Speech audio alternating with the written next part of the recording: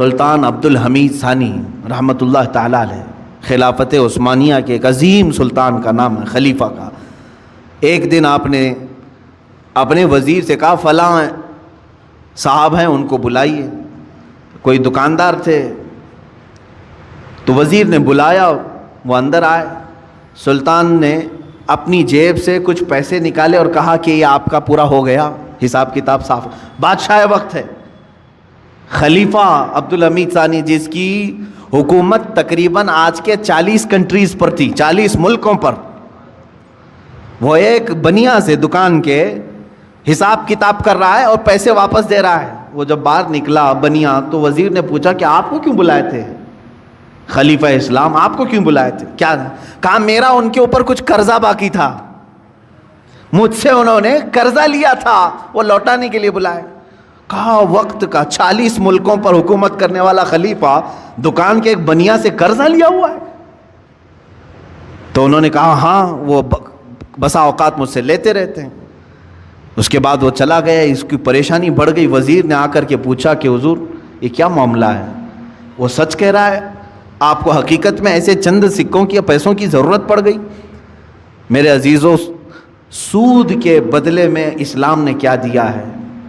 بادشاہ خلیفہ سلطان عبدالحمید ثانی اللہ ان پر رحم فرمائے، فرماتے ہیں میں نے ایک حدیث پڑھی تھی اللہ کے رسول صلی اللہ تعالیٰ علیہ وسلم کی، کہ بندہ اپنی ضرورتوں کے تحت اگر کسی سے قرض حسن لیتا ہے تو ادا کرنے کی نیت ہو، لیا ہے ادا کرنے کی نیت ہو، تو ادا کرنے کے زمانے میں جتنی دن تک وہ کوشش کرتا رہے گا، اللہ کے نزدیک وہ رحم کرنے والا بندہ پایا جائے گا۔